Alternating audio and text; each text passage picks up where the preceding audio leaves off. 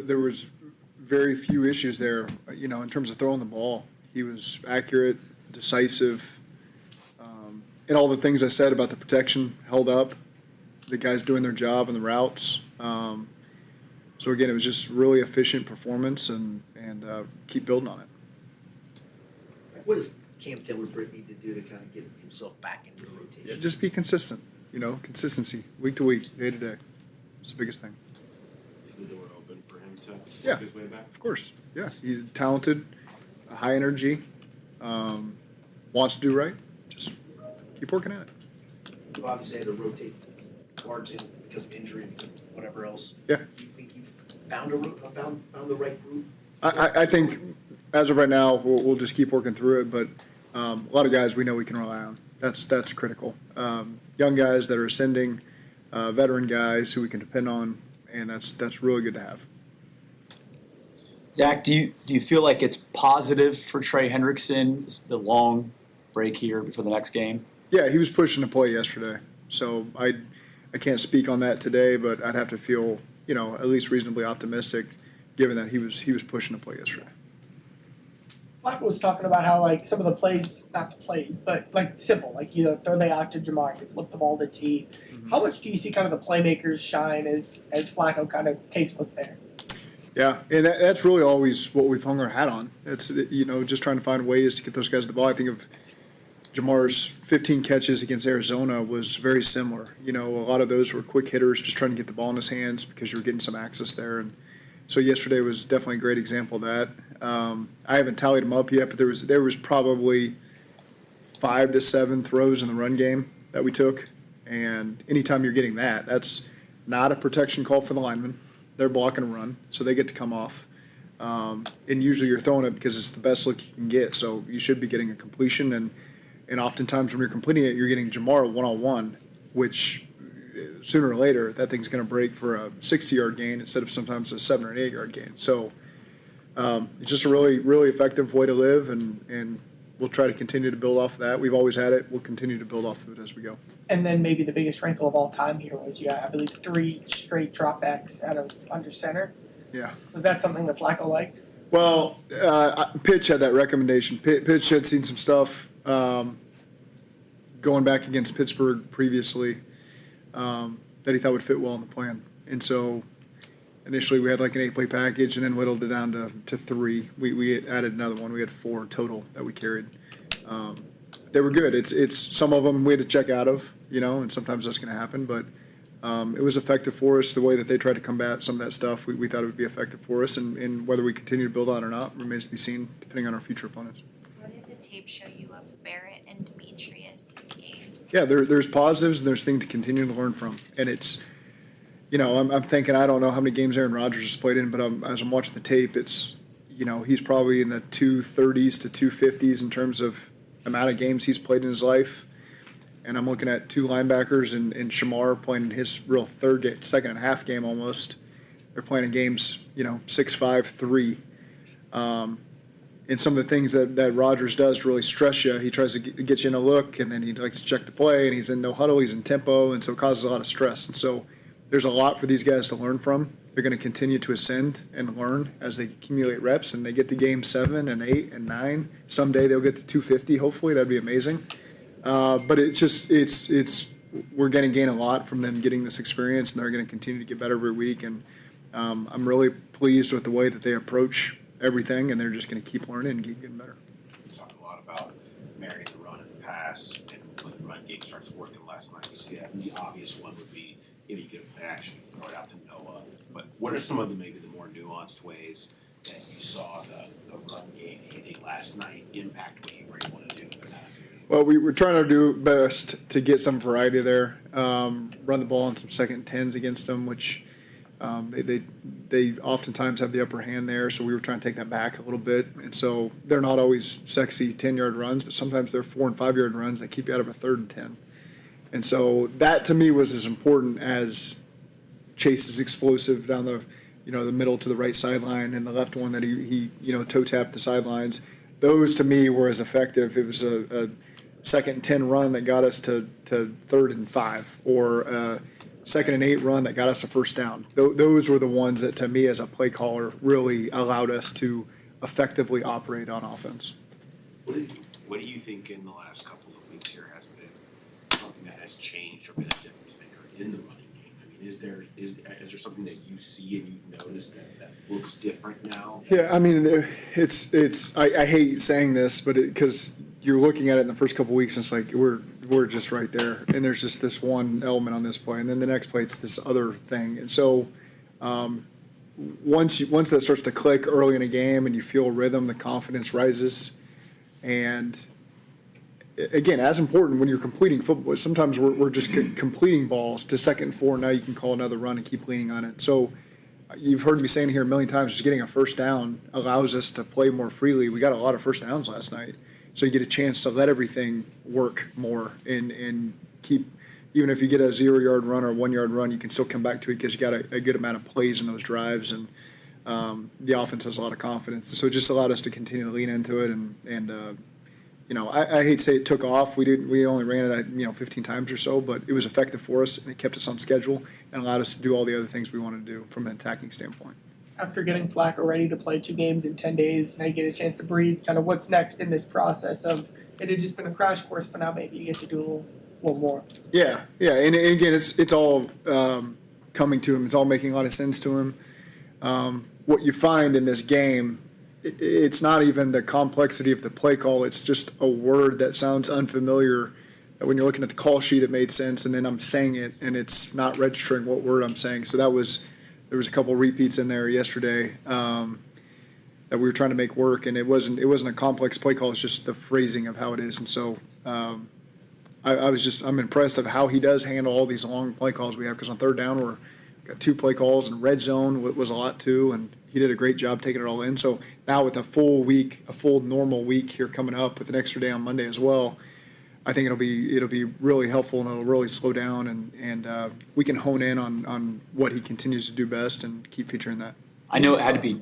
He was talking about that sometimes when they broke the huddle, they were kind of shaking their head because they're saying, I don't know if this is. Yeah. Was there any one of those plays Oh, where, yeah. as it unfolded and you said, my God, what's going on? Yeah. But it worked? Yeah. Yep. Yeah. There. Does one stick out, Coach? Well, the zone read, number one, I was trying to call timeout because we definitely were not lined up correctly, and a integral part of the play was not about to occur. And next thing you know, we got a first down. So I'm just gonna shut up and just keep staying over there on the sidelines. But that was one that stood out.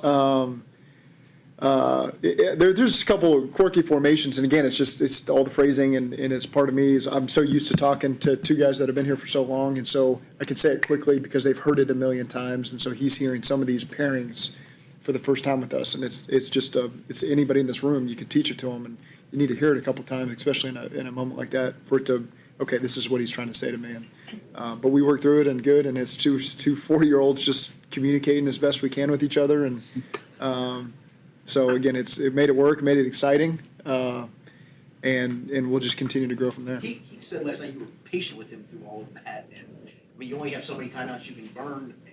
Yeah. How hard is it for you that when you see it lined up wrong to go swallow hard and let's just see what happens? It is, and you're trying to measure in the moment what how critical is the timeout, and so again, one of those was the 4th and 1 I called the timeout on. I wasn't sure we were going to operate the way that we were going to need to operate. So, of course, how it always works out, you bang a timeout with 1 second left and we get the first down, and then you're like, oh, great. So that's just part of it, part of working through it. I'm happy to do it. When he's playing the way he is, I'm happy to make any adjustments I need to. And he's saying he's patient with me. I'm being patient with him. I feel like he's being patient with me too. As I'm sometimes hurried in the play call trying to get it in, and he just needs me to relax a little bit. So it's a two-way street there. I know it Yeah, wasn't also- easy for Joe Burrow to be out there, considering he liked to be playing in the game. Yeah. But did that provide any Yeah. lift or boost for the team? Did they just- I think it's anytime we see Joe walking around being Joe is a boost for the whole stadium. And he was great on the sidelines. He was doing a great job with the receivers, doing a great job with the quarterbacks. I wasn't listening to everything he was saying, but it was almost like another coach over there talking through some things. So again, he's that type of guy that's just going to try to help everybody, and glad to have him out there. Do you think it helps that you and Flacco, you seem to have the same kind of personality? I mean, if you combine both your pulse rates, it might not hit. It might not hit. You know what I mean? Both you guys are pretty, not much bothers you. Yeah. Do you think that helps? I don't think it hurts. I don't think it hurts. You know, it's both been around a lot of football, a lot of situations, know how to problem solve and work through it. And again, happy to do it when we're throwing the ball like he is and operating like he is. Then keep making the adjustments we got to make. After having the night to sleep on it and then wake up, watch the film, you know, a game where you're down 10, then you're up 10, and you let it slip away and keep coming back and responding. What does it say, you think, about, you know, this team? You know, you've said how there was never a lack of belief in the locker room at any of this time. What do you think this says about this team, a game like that? Yeah, it's just it is, the NFL season is a long season. We've when you've coached as long and played as long as some of our people have, you just know it's going to be ebbs and flows, and you can't. The sky's not falling when things go bad for a couple games. It's frustrating. It's disappointing. But there's always a way out if you just continue to stick together and fight through the adversity, and that's what we've tried to prepare this team for every step of the way for 7 years, really, is prepare for adversity. And at the moment of the season, when it gets hard, we stick together, we keep doing what we're doing, we don't panic, we don't change everything just because someone says we need to change everything or live in constant state of fear. That's not how we're going to operate. We're going to keep being aggressive, keep doing things the right way, and eventually it'll lead to a win, and then it'll lead to another win, and then you're right back into all the things that you want to do from a goal standpoint. The 4th and 1 where you said you banked the timeout, was that when you basically threw the challenge flag? Yeah, right. Just it's we weren't we didn't think we got the spot. There was a chance we did. So if you're going to bang the timeout, go ahead and take a shot at it and see if we can get that spot. And with Joe, do you see that being the same going forward, Joe Burrow, being on the sideline more? I mean, why this game and not previous games? Well, the movement, just him moving around, staying off his foot, I think is the best thing possible. Again, from a medical standpoint, I can't answer that. This was maybe the appropriate time with the boot and all that stuff for him to get out there. I'm not going to speak to future games. I don't want to make that statement. I leave that more up to him, you know, from a coverage standpoint, from a medical standpoint. That'll be kind of a game-to-game thing. The end of game situation last night, you talked about how you guys study that a lot. Yeah. Did your philosophy change when you studied it? Like, you know, whether we're looking back at the Baltimore game or the Denver game, did those show up changes that you guys made to your philosophy and the way you handled it last night? I think every game is going to be unique in how the game's playing out and who the quarterback is on the other sidelines and what they're capable of. And so, again, you just, especially when you're down one, as opposed to the Baltimore game when we were tied, and if field goal was going to win it for you. And this one, we just wanted to get some more chunks there. And I think we did that against Denver a little bit last year too. At the end of that game, let's just be aggressive. And the pass game's been working for us. The run game will chew up more clock, in theory. So will completions in the pass game if we're sure we're going to get them. And so again, just with the weapons we had and the momentum we had, there were some good opportunities to keep the ball in the air, and our guys made it work for us. How do you guys mechanically pass the word that, you know, hey, like Batista, if you get out in the open, how do you mechanically? Starts with Sam Francis. You know, so Sam up in the but we were the 2-minute warning, and he told me we're in a slide at 5 situation. You know, it's for all the things you got to manage as a coach on the field. That's why someone like Sam's so important. He's the one looking at all the numbers. So hey, tell the guys it's a slide at 5 situation. Don't score. And so Noah, Joe Flacco was next to me on the sidelines in 2 minutes. Noah was right there, so I said, Noah, go and run over there in the huddle and tell everybody it's slide at 5. I just wanted Joe to focus on it. He might not even know what the term slide at 5 meant. He's only been here 11 days. So Noah went in there and communicated it to those guys, and obviously he did a good job of that. Last year at the Giants, Chase ran in from 30 yards out when he could have slid down. You said that was 100% on you, that you don't want the guys doing math in the huddle. Yeah, I didn't tell anybody in that one, Right. you know. And Were you flashing back to that game? no, I last night? wasn't. I hadn't thought about that until you just said that. So no, I wasn't. No, I was not. What was your favorite catch from Jamar last night? The scariest one was the single receiver bubble that I think the corner thought he was going to pick off, and he kind of topped it over his head almost and got some yardage there. That was the scariest one. My favorite Jamar catch. Probably the bench route he ran at the end of the half. He had poor leverage against Ramsey, poor leverage, and just did a great job just sticking with the details of it and not panicking because you got poor leverage. And I think we probably got a 12, 13-yard gain on the left side, got us about midfield. So just knowing receivers and bench routes versus poor leverage. Over years, guys panic and think they're not going to get it. They abort their details a little bit. He just stuck with it and trusted it, and Flacco brought him downhill and able to get a good first down there that kept us moving and got us into field goal range, and those 3 points ended up being critical. So, I mean, the whole sequence of events there, you talk about complimentary football, DJ Turner getting that pick, getting that ball at 37 seconds or something, offense completing 3 or 4 passes to get down there in field goal range, managing the clock, and then Evan knocking that field goal through. That was a critical stretch there at the end of the half that gave us momentum, and we got the ball to start the second half and score 3 more points, and that was a critical part of the game, all 3 phases working together. On Jamar, when you look at the box score after the game and you look for a measuring stick of what made him effective that night, is it the number of catches, is it the number of yards, is it the number of targets? I don't really look at the box score, to be totally honest with you. It's in game. It's a constant conversation. Are we getting him the ball enough? Is he drawing enough attention?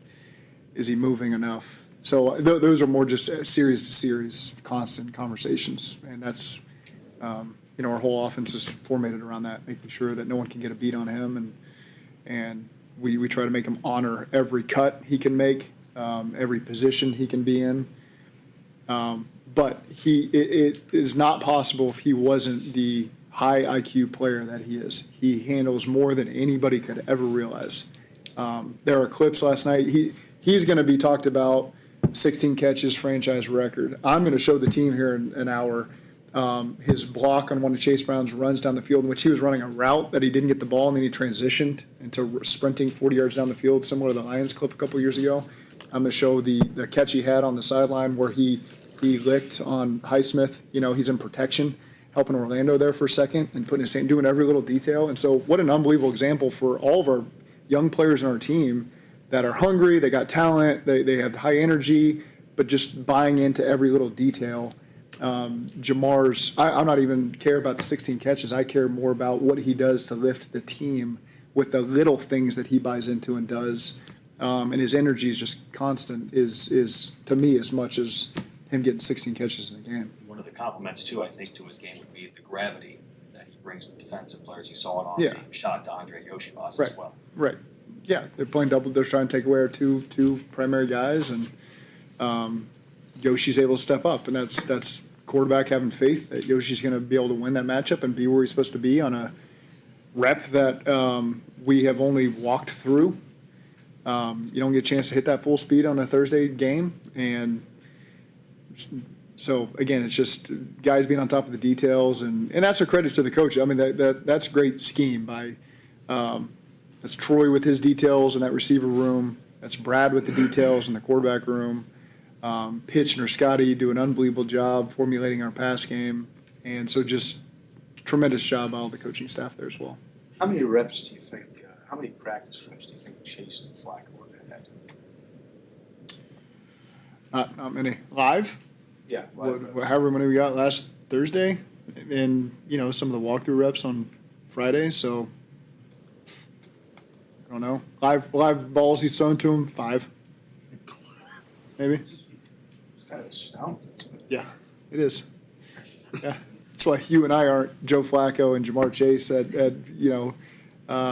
it's just they do amazing things, and credit to them. It's they put in the work, and in the moment, like you said, their heart rate, they're just like this. And it's because they work. When you work and you've got confidence in your work, and then you go out there and you get an opportunity, then you got a great opportunity to make the most of it. And that's what those two guys have done. What has clicked in DJ Turner's game this year that maybe was not as Well, hard? I think there's a lot of corners that when you come into the league, you have high expectations, and it takes time. It just takes time and experience, and his mindset has been unbelievable. I had to tell him before the first game of the season that he wasn't starting. And the way he handled that conversation and the way he just told me, he said, bet, okay, I'm going to go out there and I'm going to get it back. And I said, great. And he said, just promise me if I work at it that I'm going to have the opportunity. And he's had the opportunity. And all he's ever done is stand on his word, and he's gone out there and worked. And he's been a tremendous example of leadership and working in practice and doing all the detailed stuff. We just preach taking the ball away. And the way he took that ball away, I've seen the TV copy 5 different ways. It's unbelievable that he did it, got his feet in, got a knee in. The one he had, I know, is before their 3rd and goal touchdown, but the play before that, when he's coming around the tight end and knocks the ball free, but it's really not even a pass deflection. It's almost trying to force a fumble if the guy was catching the ball. So just the little details that Al and his staff have been preaching over and over and over, they're just starting to just show up. They show up. We're still young in the first year of this defense. We're 6 games in, got a lot of young players over there. But every game you start to see more and more things show up that are being preached, and eventually when it all hits, that's going to be significant for all of us. How rare is that you tell a guy he's not going to start with that, and it ends up being something that ascends their career? I mean, Those are the guys you want on your team. Guys that you can take a hard conversation and not get in their feelings about it, and sulk and go have a bad practice and go in the locker room and get in the dark corners and start getting in everybody's head about I'm getting messed over, or you can just go work and earn it back like a pro would. And that's DJ is turned into a pro. I've always loved DJ. He's always been a talented player that worked. Now you're just seeing it all the time, and really proud of him. Really, just from a mindset perspective, a work ethic perspective. He's just done a tremendous job, and we're just going to continue to build on it. Are you the one that would tell Cam you're going to be inactive today, or do you leave that to Chuck? It can be off and on. I've had conversations with Cam. Chuck's had conversations as well. So I won't get into all the details of it, but it's always different from week to week. Okay, thank you. Thanks, Zach.